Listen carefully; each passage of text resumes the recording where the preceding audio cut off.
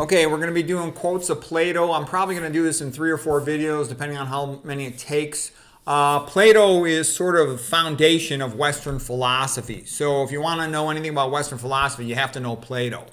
And Plato is a very controversial figure. There's a lot of people who loved him. The Medicis, Marsilio Ficino, Pico della Mirandola from the Italian Renaissance, they love the guy. But I can also tell you there's a lot of people who hate Plato. And that's often the characteristic of some of these big name figures, because like Thomas Jefferson said, Plato is a fraud. He did not like him, okay?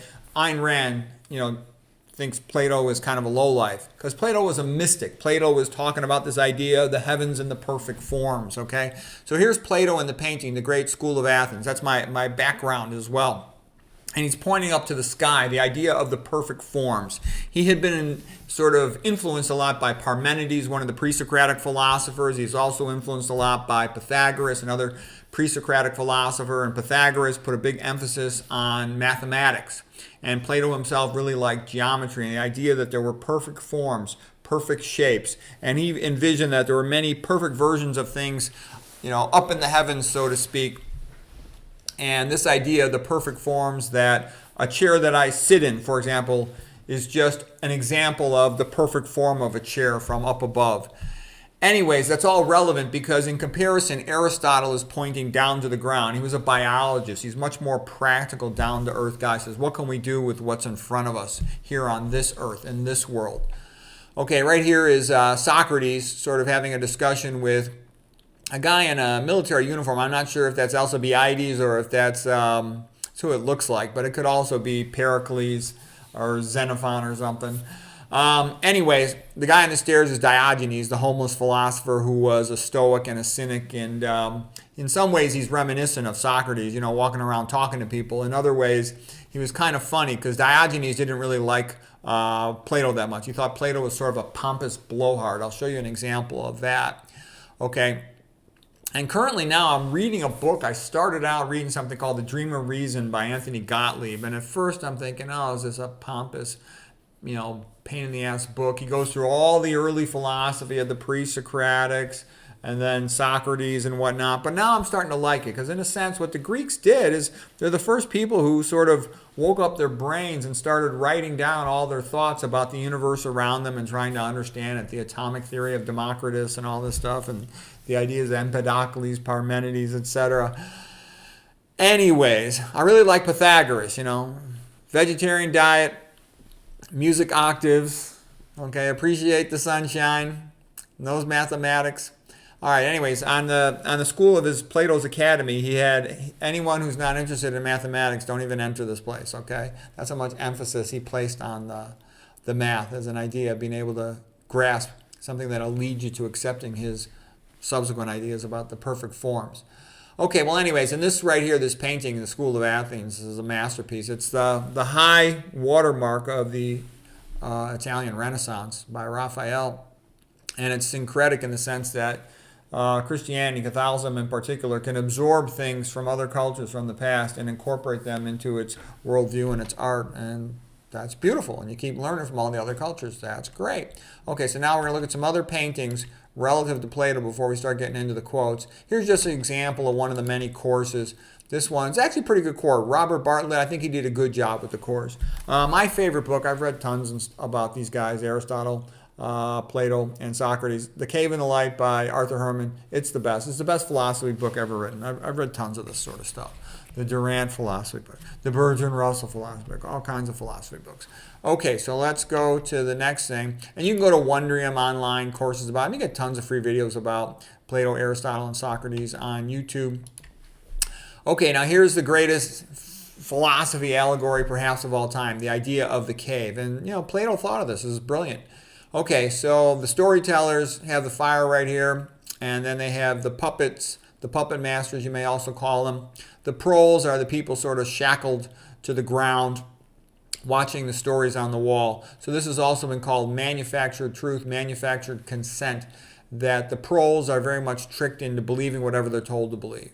And Plato developed the opinion that the proles are so stupid that they should just be lied to keep them under control, and that there's no point really doing much more beyond that. Okay, Socrates is the guy who escaped from being shackled, climbed up out of the cave, and was able to see with the real light, the sunlight, objective truth, the real sun. Okay, and what Plato has said is it's still no point. No matter what he learns, you come back down into the cave, and the proles, they're not going to say thank you for telling them the truth. They're going to get mad at you. Like if people get mad at me if I teach them about the vegan diet sometimes. Okay. They say, I would rather die than stop eating meat. Anyways, this is the idea. If you want to be able to perceive the truth, you have to climb out of the cave of conformity and be able to see things in the real sunshine. It's going to be difficult at first. The sun's going to hurt your eyes, but eventually you'll get used to it and you'll appreciate that. Okay. And then, I sort of just annotated the image up a little bit and said, like the paleo, keto, carnivore, BS artists, the high-fat phonies, the corporate promoters are all kind of, selling some nonsense to the proles, the chumps, okay? And then absolute health is low-fat vegan diet, of course, Spartan vegan. All right. And then, of course, the allegory of the cave is perfectly captured with, the idea of watching TV. Pop culture is all just made to dumb people down. The public schools are a form of Plato's cave. So it's a very good metaphor to put into perspective. Are we being BS'd here? Okay. The next painting is like Anselm Feuerbach's painting of Plato's Symposia. And this is one thing. It was actually almost like a drunken party with the story being retold by Plato of a bunch of men, including Socrates was there, Alcibiades was there, and other friends that they knew, and it had been remembered by one of the other guys of Athens. I think it was a party for Agathon, who had won the drama play of the year. He was a poet, playwright, and they came to talk, and they would even lay on these reclining couches, and they would get drunk and tell stories. And at the symposium, one of the dialogues of Plato, they talked about what is love, what is true love, what is the meaning of love, all this stuff. And that's often what they do, is have a discussion between several people. They call it dialectic, dialectic. And partly where this comes from is Plato had wanted to be a playwright, but he failed as a playwright. And then he started to write his philosophy as dialogues that were like a play of people talking to each other. Okay?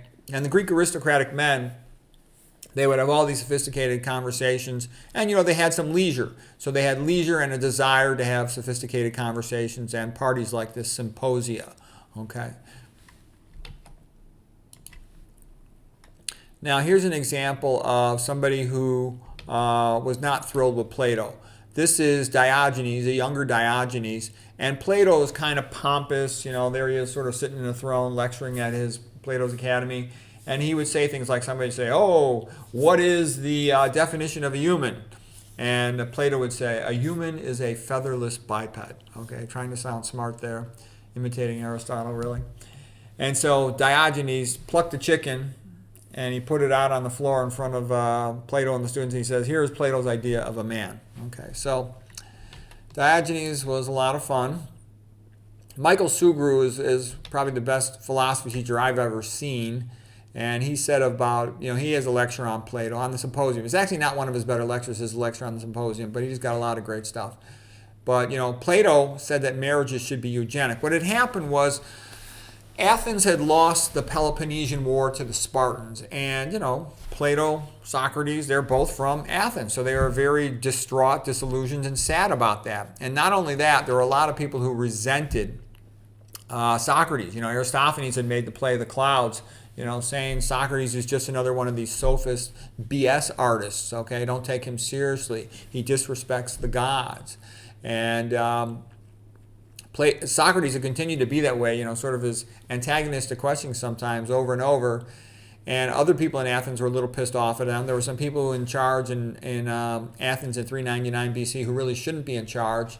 But anyways, they drummed up an angry mob-like jury of support against, I should have included the painting by Jacques-Louis David of Socrates sort of being forced to drink hemlock, commit suicide after he'd been convicted and sentenced to death. Okay, and so this combination of things, Plato was sad that Athens had lost to Sparta and Athens had been diminished by that. He was sad that the best man in all of Athens was Socrates and he was killed. So he was disillusioned with Athens. at this time, and he decided that when he wrote his Plato's Republic about what is the best government for mankind, that it should be more like Sparta than like Athens, which is really insane because Sparta doesn't have any philosophers. Sparta doesn't encourage books or writing or anything. Sparta's sort of brain dead, militaristic, just controls its slaves to farm for them. Sparta stinks, okay? But this is one of the reasons why a lot of people don't like Plato. He promoted this collectivist mindset, sort of like a prototype of communism, by admiring Sparta far too much. And that's what's emphasized all throughout this book, that there's two streams of thought in Western culture. Basically, Aristotle was baptized by St. Thomas Aquinas, and he is like the line of thinking from Greek philosophy that goes into the Catholic Church. Whereas Plato is, some people say, Nietzsche had said Christianity is Platonism for the masses. That more filtered, even though it ran through the Medicis, that more filtered into what one would call the Protestant view of Christianity. Okay, and Aristotelian is much better. There's no comparison. But Protestantism has some benefits. We'll talk about that in other days. I made videos about that in the past. I don't want to go there right now. But what I'm trying to say is they run right down the center of Western thought. And so it's very useful to be able to say this is Platonic, this is Aristotelian. Okay. All right, some other things. Plato's dialogues are often between Socrates and students and, Plato's brothers, Glaucon and Adeimantus, okay? Plato's family was pretty high status in Athens, okay? And you'll hear about different things. There was a Gagi's ring that can make yourself invisible, and some people feel that was the idea for Lord of the Rings by Tolkien. They'll joke about a dog. A dog, people say, oh, a dog is so wonderful, but the dog loves its master. It's not that nice to other dogs quite often. Plato respects the concept of a student athlete. Here's one of Plato's quotes. He who is only an athlete is too crude, too vulgar, too much a savage. He who is a scholar only is too soft, too effeminate. The ideal citizen is the scholar athlete, the man of thought and the man of action. So the Greeks value that. Every guy could, have to, be drafted and go fight if somebody like the Persians was attacking Athens or the Greeks in general. So that was a big part of their culture, that a man should stay fit. Okay. A major target of Plato's criticism is Plato was, a very intellectual, sophisticated guy, and he felt that Greeks in general were too sort of brutal. Like the typical hero of the Greeks was Hercules, real strong and tough and a fighter, but not a real thoughtful guy. And then, the Iliad and the Odyssey was a little bit like your Bible. Also Hesiod's Theogony, of the birth of the gods. But Plato felt that the Iliad was just too brutal. Achilles, the wrath of Achilles, dragging Hector behind his chariot, was kind of just thuggish, and he didn't like it. He felt that, and he even thought Odysseus wasn't the greatest hero, because Odysseus, as brilliant as he was sneaky, he was a liar, he tricked people, and he felt they needed a more noble intellectual hero. So he was so pissed off that Socrates had been forced to commit suicide, sentenced to death in 399 BC, that he began to write dialogues after that where Socrates was the hero. So on the one hand, he was vindicating Socrates, who had been unfairly persecuted. But he was also creating in Socrates a new kind of hero for the Greeks, an intellectual hero. And he wanted to set him as an example for how a Greek man should aspire to become. Okay? So this higher level intellectual hero. The Plato's Cave was written about 20 years after Socrates' death. The dialogues also came after the death of Socrates. And yeah, you can take that Plato's Cave into all kinds of Christian ideas and stuff. Here's a quote by Plato. The people have no understanding, and they only repeat what their rulers are pleased to tell them. Okay. And also another thing that a lot of people don't like about Plato, he promoted the idea of the noble lie. He basically said the proles are so stupid, you can't really have a serious conversation with him. Just give him a noble lie that'll get him to behave. Okay? And a lot of rulers think that way. A lot of rulers, they will have read Machiavelli's The Prince. And the smarter ones, they will have read Plato's Republic. Okay? And, okay, Plato's quotes here. The cure for the body must also cure the mind. A nation cannot be strong unless it believes in gods. We are twice armed when we fight with faith. Okay, but he himself was really kind of creating his own new religion. He was frustrated Athens lost to Sparta. Socrates treated unfairly. Okay, I kind of went through that too. He himself was, in a sense, trying to write plays. One thing I didn't like about him is he not only recommended eugenics for breeding a stronger generation of men. So he's like the best man should be breeded to the best woman for producing the best offspring. Okay, and then he also wanted in his republic, his utopia, to not allow the poets and the playwrights because he felt that this would lead to immorality in the public. So he himself wanted to write plays. He himself wanted to write dialogues like a play. He himself wanted to have an artistic bent on how he wrote things like the Apologia, the defense of Socrates, and, stir it all up for emotion, but he didn't want other people doing it. So he basically sort of wanted to control influencing the population, but he didn't want other people to have it. So he's trying to get rid of his competition by banning the poets. And of course, he sounds like a Puritan. And one of the things I found funny in my reading of Socrates and Plato is that Socrates, because they always talk about Christianity being very much like Platonism, but what I'm trying to say is Socrates reminds me a heck of a lot more about Christianity than does Plato. Plato kind of reminds me of communism. Communism is the exact opposite of Christianity. Communism wants to then side all the Christians, okay? Versus Socrates was very much like Jesus Christ. He said, turn the other cheek. He says, it's better to have justice done against you than to do justice against someone else. For the sake of your soul, you should not be unjust to anyone. I mean, that's very much like Christ, okay? And he really is a prototype. He's considered the saint of philosophy. And he was even, by a lot of Christian writers, he's been seen sort of as the type of ancient that would be in purgatory for a while or limbo and then led into heaven, okay? And all right, well, that'll be it for part 1 on Plato. I hope you enjoyed that. I'll probably do about 3 or 4 parts in total.